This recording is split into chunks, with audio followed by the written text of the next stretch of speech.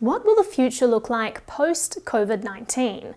We're currently in a really interesting situation. As Snowden said in an interview this week, it's like the world is currently on a giant sabbatical, and this is an incredibly rare event. We are at one of the only moments that will be in our lifetimes where the system is so stressed and so overextended and the leadership so clearly out of its league that we have the ability to make not reformative changes, but revolutionary changes, that we can actually change the functioning of society, that we can actually change the structure of the system that controls and influences our lives. Now the question is, which changes are reasonable to expect and which are wishful thinking? As a general heuristic, I don't think that this crisis is going to change anything that wasn't already in the works. So given that heuristic, what do I think we'll see? Software will eat the world even faster, we'll see an explosion of biotech, there will be a tremendous loss of privacy, and the workforce will become more decentralized. These are my predictions. So let's go into this in more detail, starting with the decentralized workforce. I think that this will be a more significant shift than people give it credit for. The car fundamentally changed the fabric of society because it changed the ability to commute to work and so created the suburbs. Decentralization of the workforce will have just as profound an impact. COVID-19 has forced the digitization of countless industries that had been resisting it before, catapulting them into the future. Workforces are being forced to adapt to remote working situations, and all kinds of online tools are being created to facilitate this. Many companies will go back to their physical offices when things open back up again, but as remote resources continue to get better, many will remain decentralized. What will this mean for travel and cities? Well, if there's no reason for someone to live in an expensive city to do their work, we might see people gravitate out towards cheaper areas. This could affect housing prices and also the size of cities. It would also give people more opportunity to vote with their feet, moving to states or even other countries with more desirable laws. We've already started to see tech companies leave Silicon Valley and move to San Francisco or other places. Now, with even better remote working tools being developed and companies being forced to adapt in a very short amount of time, it is possible that many former Silicon Valley tech companies might decide that they don't want to go back. Let's talk about hygiene. I don't think hygiene norms will change in Western countries. People have been staying in their homes during this crisis, and that's kind of been like a deep sleep. When people re-emerge, I predict that things will largely go back to the way that they were before. There will be no replacement for the handshake, mask usage will likely fade away again. East Asians started wearing masks after the 1918 flu, when the whole world was using them, and for some reason they continued wearing them for the next century, but everyone else stopped.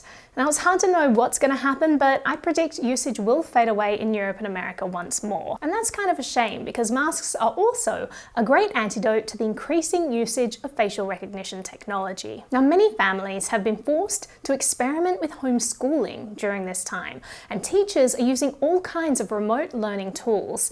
These are getting better and easier to use, and it makes me happy that people are out of their comfort zone and experimenting with this because learning outside of a classroom often allows for a child to express their creativity and imagination much more freely. I've also seen many anecdotes from people who've discovered that their child's enthusiasm for learning has spiked since they've been out of school.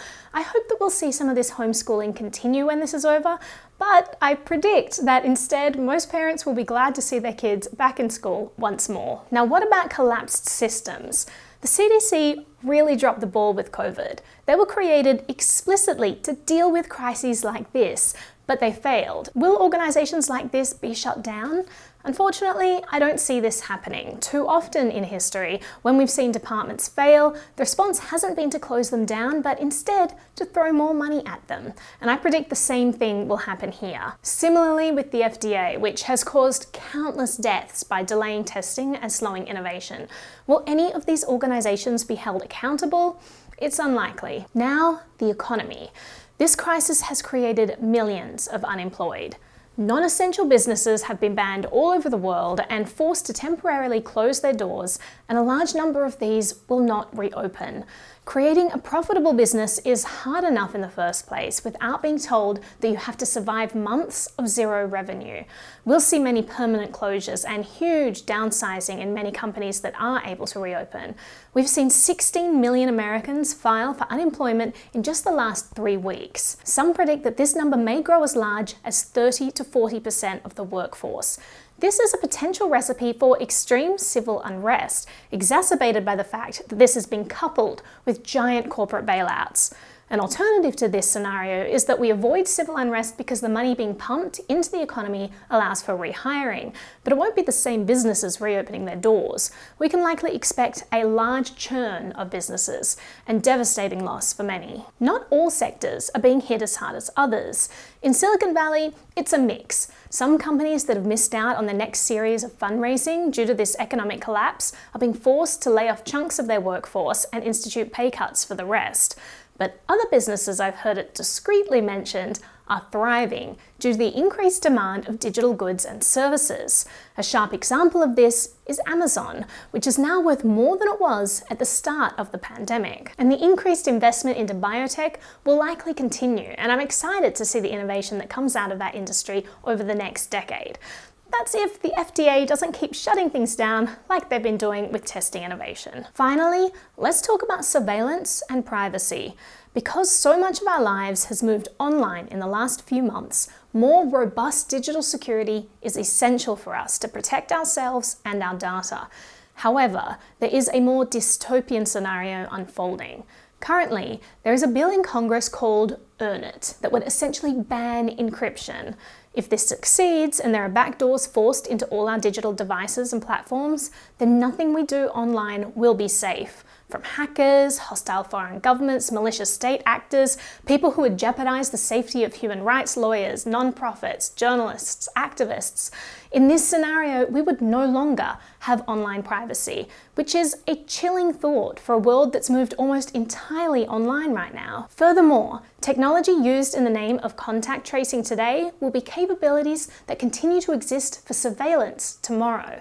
As Snowden said, what we're building is the architecture of oppression. We are at a critical moment when we need to decide what intrusion we will allow into our digital lives during a time of crisis, knowing that these capabilities will live on long after the crisis has ended.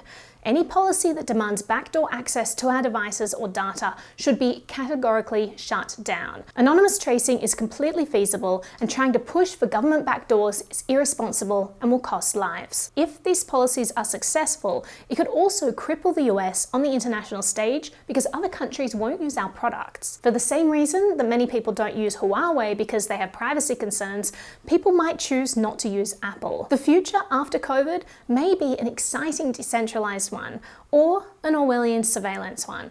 The choice is partly ours, determined by which decisions we allow to be made today. So think carefully about what you want the future to look like. As Sarah Connor said, there is no fate but what we make for ourselves. A huge thank you to all the members of NBTV. As you know, all COVID videos right now are being demonetized, so it's because of you that I'm able to keep my channel going, and I really, really appreciate your support. If anyone else would like to become a member of NBTV, head over to naomibrockwell.com/memberships. And if you found this video useful, don't forget to like, share, and subscribe. That also really helps my channel. Thank you so much for watching.